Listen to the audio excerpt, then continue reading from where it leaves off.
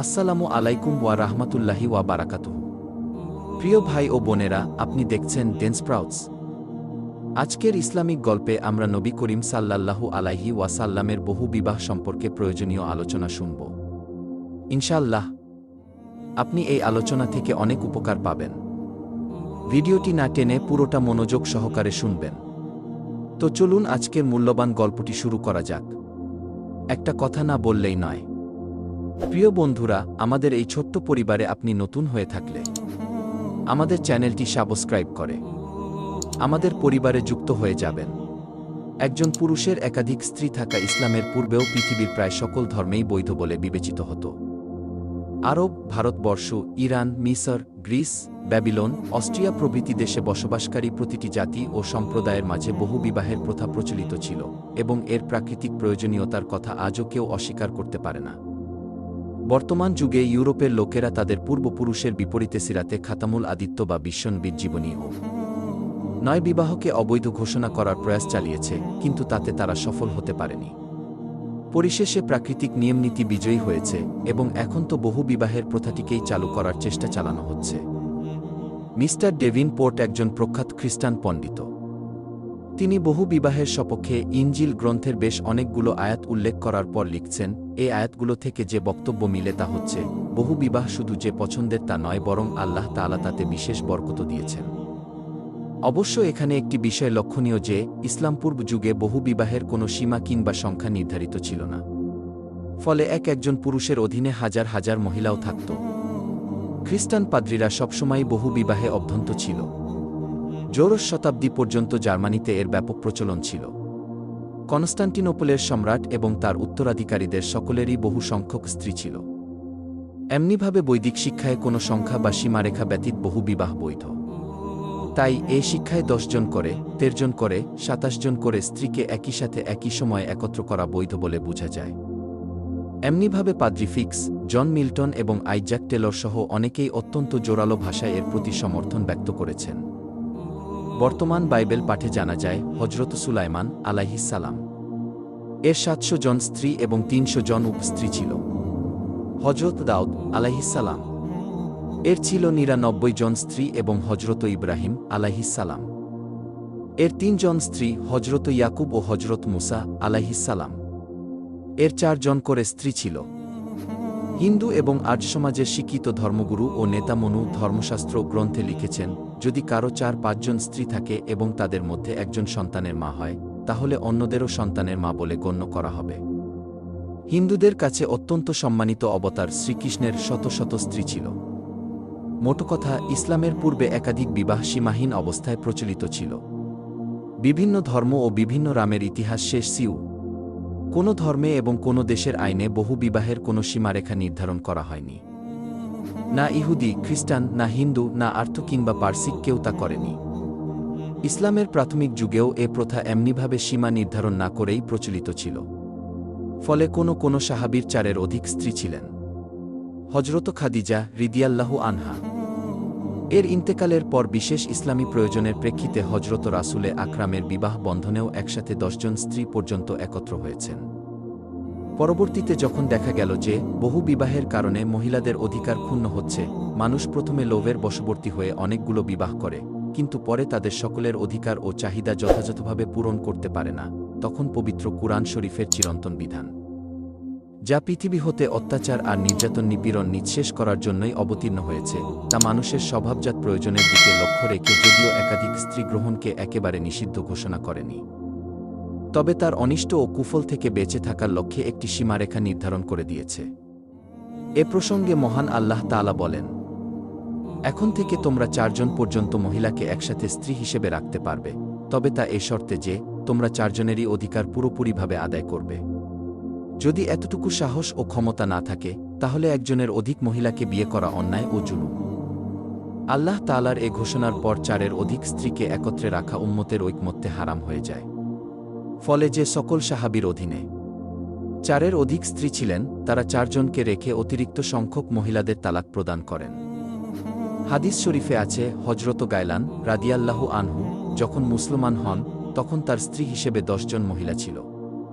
নবী করিম তাকে নির্দেশ দিলেন, তুমি 4 জন রেখে অন্যদের তালাক দিয়ে দাও। এমনিভাবে হজরত নওফল ইবনে মুয়াবিয়া রাদিয়াল্লাহু আনহু যখন ইসলাম গ্রহণ করেন তখন তার ৫ জন স্ত্রী ছিলেন। রাসূলে মাকবুল তাদের একজনকে তালাক দেওয়ার নির্দেশ দেন। রাসূলুল্লাহের আজওয়াজে মুতাহহারাত পুত পবিত্র স্ত্রীগণ ও এই সাধারণ আইন অনুসারে ৪ জনের অধিক না থাকা উচিত ছিল। কিন্তু সাথে সাথে এ বিষয়টিও প্রণিধানযোগ্য যে উম্মাহাতুল মুমিনিন মুমিনদের মাতৃবর্গ অন্য সকল মহিলার মতো নন।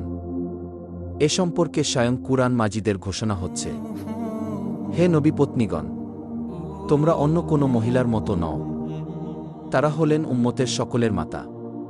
তাই নবী করিমের ইন্তেকালের পর তারা আর কোনো পুরুষের বিবাহধীনে আসতে পারেন না। তখন যদি সাধারণ বিধান অনুসারে আজওয়াজে মুতাহহারাতের মধ্য হতে ৪ জনকে রেখে অবশিষ্টদের তালাক দিয়ে পৃথক করে দেওয়া হতো, তাহলে তাদের উপর কত বড় অত্যাচারী না করা হতো। তাদের অবশিষ্ট জীবন নিঃসঙ্গভাবে কাটাতে হতো। রাহমাতুল লিল আলামিনের কিছু দিনের সাহচর্য তাদের জন্য এক মহাশাস্তি হয়ে যেত। একদিকে বিশ্বজগতের গৌরব হুজুরে আকরাম এর সান্নিধ্য হারাতেন, অন্যদিকে তাদের এ অনুমতিও থাকত না যে তারা অন্য কোথাও তাদের দুঃখ লাঘব করতে পারেন। তাই আজওয়াজে মুতাহহারাতকে এ সাধারণ বিধানের অধীনে আনা কোনোভাবেই সঙ্গত ছিল না। বিশেষ করে সে সমস্ত মহিলা যাদের সাথে নবী করিমের বিয়ে এজন্য সংঘটিত হয়েছিল যে তাদের পূর্ব স্বামী জিহাদের ময়দানে শহীদ হয়ে গেছেন এবং তার ফলে তারা সহায় সম্বলহীন অবস্থায় দিন কাটাচ্ছেন। হুজুরে আকরাম তাদের মনতুষ্টির জন্য তাদেরকে বিয়ে করেন। এখন যদি তসম তালাক দিয়ে বিচ্ছিন্ন করতে হতো তাহলে তাদের কি অবস্থা হতো?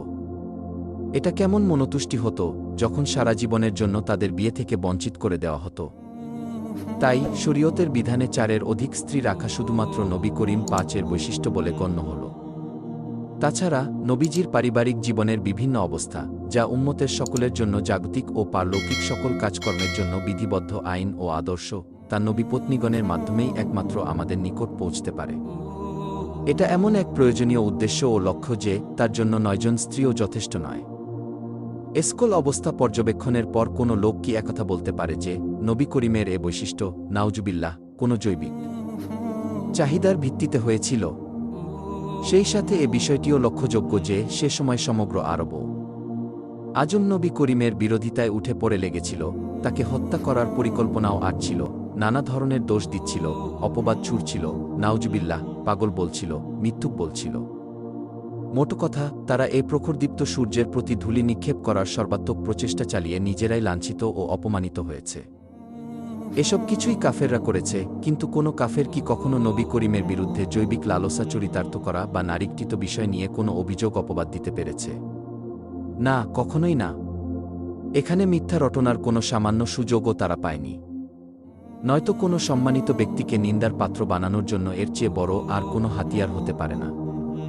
যদি নবী করিম এর মর্যাদায় আঘাত করার সামান্য সুযোগ তারা পেত, তাহলে আরবের কাফের সম্প্রদায়, যারা রাসূলুল্লাহের ঘরের খবরও জানত, তারা সবচেয়ে বেশি বাড়িয়ে চড়িয়ে সেটাকে তার দোষক্রটির মাঝে গণ্য করত। কিন্তু তারা এতটা মূর্খ কখনোই ছিল না যে এ সম্পর্কিত বাস্তব সত্যকে অস্বীকার করে নিজেদের বিশ্বাসযোগ্যতা হতে দেবে।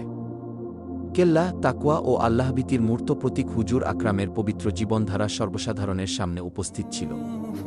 তাতে তারা দেখেছে তিনি তার যৌবনকালের এক বিরাট অংশ শুধুমাত্র নির্জনতা ও একাকিত্বের মধ্যে কাটিয়ে দিয়েছেন। এরপর যখন নবী করিমের বয়স ২৫ বছরে উপনীত হয়েছে, তখন হজরত খাদিজা রাদিয়াল্লাহু আনহা এর পক্ষ থেকে বিয়ের প্রস্তাব এসেছে। তিনি তখন বিধবা এবং সন্তানবতী হওয়ার সাথে সাথে ৪০ বছর বয়সে বার্ধক্যের জীবন যাপন করছিলেন। হুজুরে আকরামের সাথে বিয়ে হওয়ার আগে তিনি ২ জন স্বামীর ঘর করেছেন এবং সে সময় 2 পুত্র ও ৩ কন্যার জননী ছিলেন। নবুয়তের আশ্রয়স্থল রাসূলে মাকবুলের দরবারে তার বিবাহের প্রস্তাবটি প্রত্যাখ্যাত হয়নি। পরে তার জীবনের অধিকাংশ সময় তিনি এ বিয়েতেই কাটিয়ে দিয়েছেন। শুধু তাই নয়, হজরত খাদিজা রাদিয়াল্লাহু আনহা কে ঘরে রেখে হেরা পাহাড়ের নির্জন গুহায় তিনি দীর্ঘ একটি মাস পর্যন্ত শুধু আল্লাহ তাআলার ইবাদতে মগ্ন থেকেছেন। জীবনের এক বিরাট অংশ তিনি এই বিয়েতে কাটিয়েছেন। তাই তার যে কজন সন্তান জন্ম নিয়েছেন তাদের সবাই ছিলেন হজরত খাদিজা রাদিয়াল্লাহু আনহা এর গর্ভজা।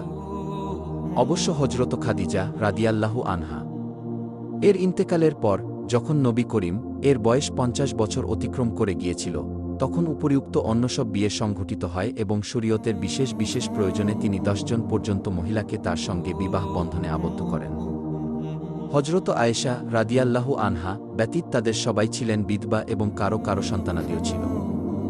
এসব অবস্থার প্রতি লক্ষ্য রেখে আমি মনে করি না যে কোনো সুস্থ ও বিবেকবান ব্যক্তি নবী করিমের এ বহু বিবাহকে নাউজুবিল্লাহ জৈবিক তাড়নার ফলশ্রুতি বলে মন্তব্য করবে।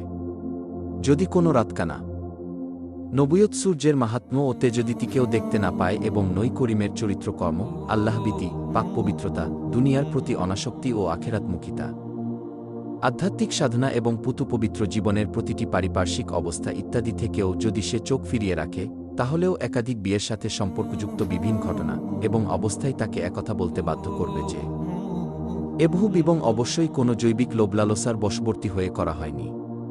তা না হলে সারাটা জীবন একজন বয়স্ক মহিলার সাথে কাটিয়ে দিয়ে প্রায় ৫৫ বছর বয়সকে একাধিক বিয়ের কাজের জন্য নির্ধারণ করা কোনো সুস্থ বিবেক মেনে নিতে পারে না।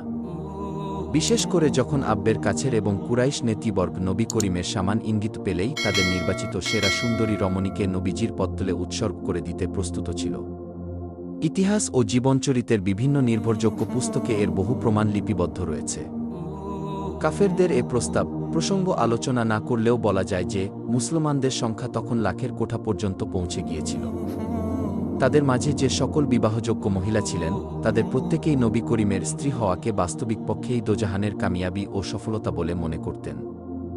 এতসব কিছুর পরও রাসূলে আকরাম ৫০ বছর বয়স পর্যন্ত শুধু হজরত খাদিজা রাদিয়াল্লাহু আনহা কে স্ত্রী হিসেবে রাখেন, অথচ হজরত খাদিজা রাদিয়াল্লাহু আনহা এর বয়স বিবাহকালে ছিল ৪০ বছর। তার মৃত্যুর পর যাদের তিনি বিয়ের জন্য নির্দিষ্ট করেছেন, তাদেরও একজন ব্যতীত আর সবাই ছিলেন বিধবা এবং সন্তানের মাতা। অথচ মুসলমান উম্মতের অসংখ্য কুমারী কন্যা থাকা সত্ত্বেও তাদের স্ত্রী হিসেবে নির্বাচিত করা হয়নি। এ সংক্ষিপ্ত পুস্তিকায় এ বিষয়ে বিস্তারিত আলোচনার সুযোগ নেই। নয়তো দেখানো সম্ভব হতো হুজুর আকরামের প্রতিটি বিবাহ কতখানি ইসলামী ও শরঈ প্রয়োজনগুলো মহিলাদের মাধ্যমেই একমাত্র উম্মতের সকলের পক্ষে জানা সম্ভব, সেগুলোর অধিকাংশই অপ্রকাশিত ও গোপন থেকে যেত। গল্পটি শেষ পর্যন্ত শোনার জন্য আপনাদের সবাইকে অসংখ্য ধন্যবাদ। আশা করি আজকের আলোচনা থেকে উপকৃত হয়েছেন। আলহামদুলিল্লাহ, আপনাদের ভালোবাসায় ৬০০ জন প্লাস সদস্য হয়ে গেছে। আলহামদুলিল্লাহ। আপনি যদি এই ধরনের ইসলামিক গল্প ও শিক্ষা পেতে চান, তাহলে অবশ্যই সাবস্ক্রাইব করুন ডেন্সপ্রাউটস চ্যানেলটিকে। আল্লাহর রহমত ও বরকত আমাদের সবাইকে দান করুন, আমিন। আল্লাহ হাফেজ। আসসালামু আলাইকুম ওয়া রাহমাতুল্লাহি ওয়া বারাকাতুহু।